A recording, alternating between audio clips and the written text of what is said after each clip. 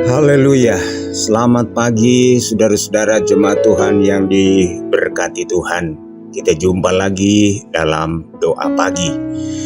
Mari saudara-saudara, sebelum kita membaca dan merenungkan firman Allah, kita berdoa. Segala puji dan syukur ya Tuhan kami kembalikan kepadamu pada pagi hari ini. Terima kasih Bapa untuk segala kebaikan-Mu, penyertaan dan perlindungan Tuhan di sepanjang malam. Kami boleh tidur, kami boleh beristirahat, dan di pagi hari ini kami lagi boleh ada bangun dengan tubuh yang sehat. Terima kasih Tuhan. Sebelum kami melangkah di hari yang baru, kami rindu untuk membaca dan merenungkan firman-Mu.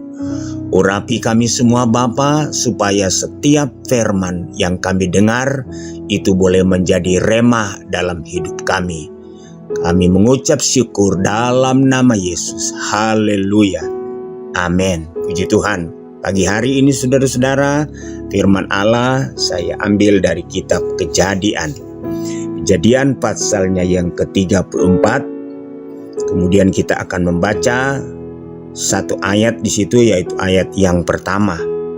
Demikian bunyi firman Tuhan.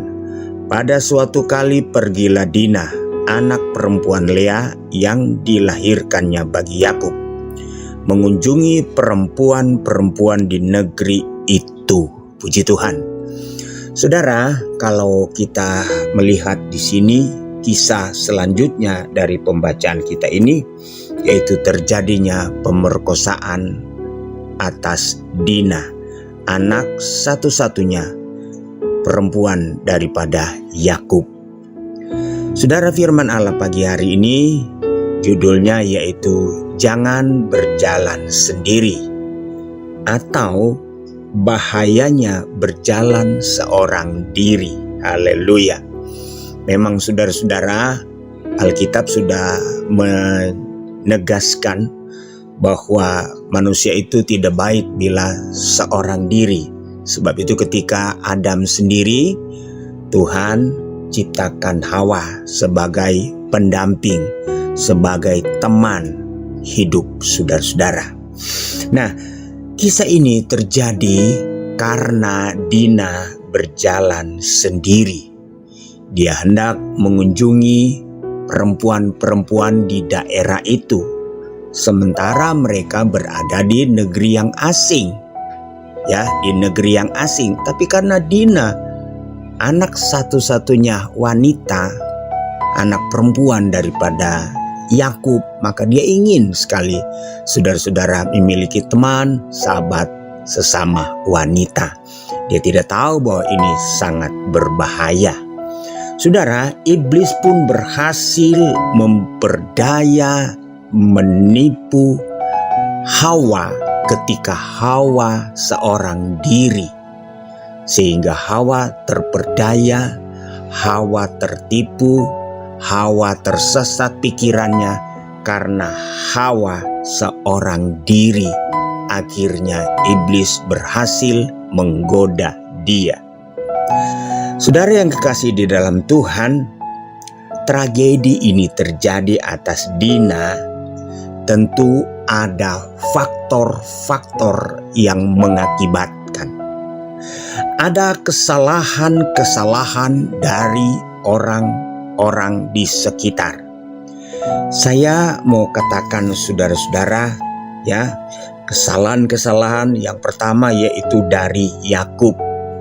Yakub sebagai seorang tua, dia membiarkan anak gadisnya yang masih remaja berjalan sendiri di negeri asing, di tengah-tengah masyarakat yang tidak seiman, tidak sebudaya, saudara-saudara, katakanlah di negeri yang asing.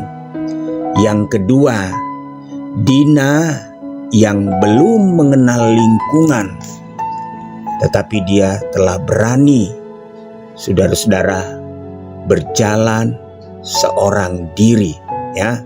Dia belum mengenal lingkungan sebab mereka adalah pendatang di negeri itu. Yang ketiga, saudara-saudara, ya, terlalu berani berjalan sendiri, seorang diri. Kalau yang kedua tadi dia belum mengenal, belum tahu daerahnya, kondisinya, budayanya.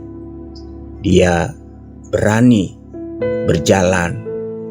Yang ketiga dia berani berjalan sendiri seorang diri tanpa teman. Ya, ini adalah merupakan pesan moral saudara-saudara bagi kita.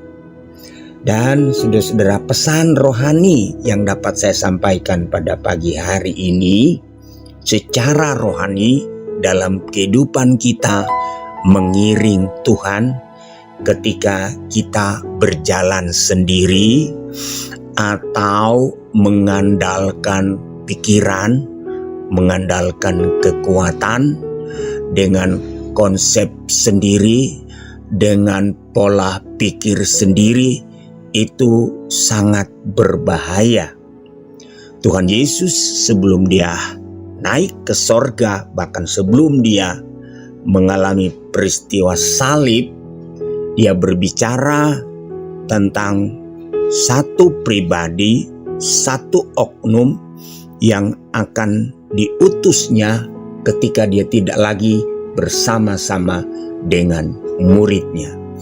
Ketika dia masih bersama-sama dengan muridnya, ketika muridnya berbuat salah, dia menegur. Sebelum berbuat salah, dia sudah memperingati. Tetapi dia tahu ketika dia naik ke sorga, murid-murid seorang diri. Dan mereka membutuhkan penolong. Mereka memerlukan pendampingan. Mereka memerlukan seseorang, satu pribadi yang bisa menyertai mereka. Sebab itu saudara-saudara, sebagai pesan rohani bagi kita, kita butuh penolong, kita butuh pendamping. Nah saudara, di dalam Yohanes pasalnya yang ke-14, Yohanes 14 kita baca ayatnya yang ke-16. Aku akan meminta kepada Bapa dan ia akan memberikan kepadamu seorang penolong yang lain supaya ia menyertai kamu selama-lamanya. Kita butuh penolong. Kita butuh seseorang. Tentu saudara-saudara yang lebih mampu, yang lebih siap mendampingi kita, menyertai kita. Kata Yesus, dia akan menyertai kita selama-lamanya. Ya, yaitu penolong yang lain. Tentu ini berbicara dari hal Roh Kudus. Ya, yang akan diutus oleh Bapa setelah Yesus naik ke sorga. Pesan rohani yang kedua, Roh Kudus, penolong yang lain yang dijanjikan Tuhan itu, saudara-saudara, bukan hanya menyertai, mendampingi.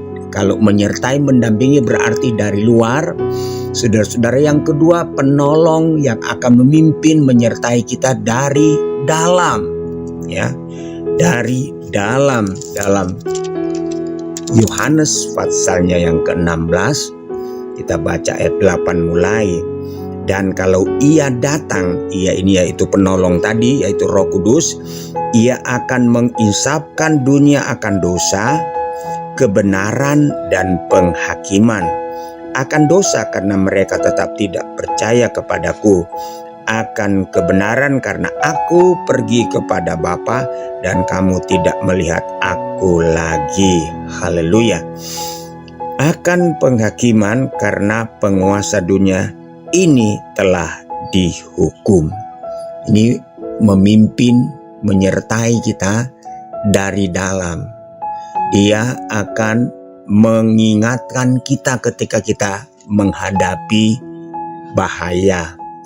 Roh Kudus ini akan mengingatkan kita ketika saudara-saudara kita akan melakukan sesuatu, maka Roh Kudus ini akan mengingatkan kita bahwa itu dosa. Ya, Roh Kudus ini akan mengingatkan, akan mengajarkan kebenaran, ya, tentang kebenaran. Yang ketiga tentang penghakiman. Ini memimpin dari dalam. Dia akan mengingatkan kepada kita ada bahaya di depan kita, ada ancaman di depan kita, ada dosa yang mengintip kita, ada dosa yang mengincar kita. Ya, tentang kebenaran. Ada kebenaran yang harus kita lakukan, ada kebenaran yang harus kita taati. Tentang penghakiman. Penolong dari dalam akan mengingatkan kita tentang penghakiman. Yang ketiga dalam Yohanes 16 ayat 13 bagian A, dia berkata, saudara-saudara, tetapi apabila ia datang, yaitu Roh kebenaran, ia akan memimpin kamu ke dalam seluruh kebenaran. Saudara-saudara, ketika kita berjalan dengan Roh Kudus, dipimpin oleh Roh Kudus, maka Roh Kudus ini akan memimpin kita, akan membawa kita, menuntun kita ke dalam seluruh kebenaran Allah. Ya, mari kita jangan berjalan sendiri. Biar kita minta pimpinan, tuntunan, kita minta penyertaan Tuhan lewat Roh Kudus. Sebab kalau kita tidak dipimpin oleh Roh Kudus, kita tidak disertai oleh Roh Kudus, kita berjalan sendiri, kita akan tersesat. Kita akan disesatkan oleh berbagai tipu daya daripada iblis, ya. Dan ketika kita tersesat, berarti kita sedang menghadapi penghukuman yang kekal.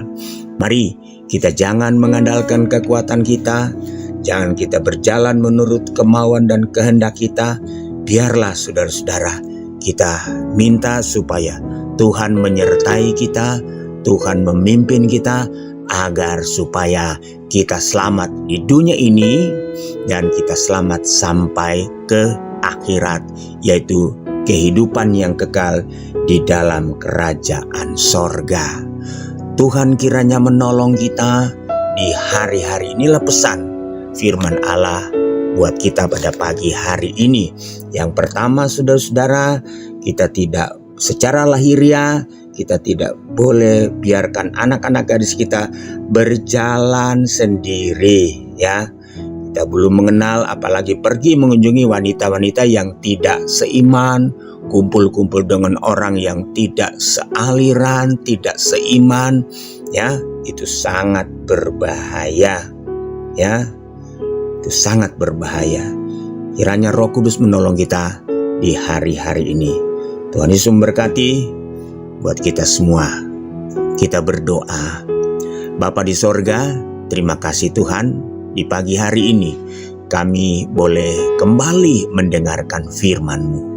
Biarlah firman Allah ini menjadi teguran, menjadi peringatan, warning bagi kami, agar supaya kami hidup berhati-hati.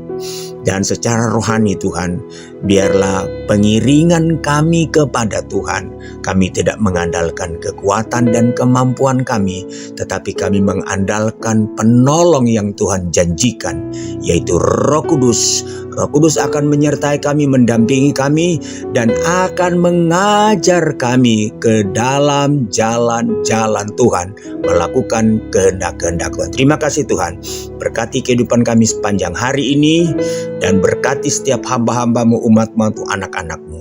Terpujilah nama-Mu Tuhan. Dalam nama Yesus kami sudah berdoa mengucap syukur. Haleluya, haleluya. Amin.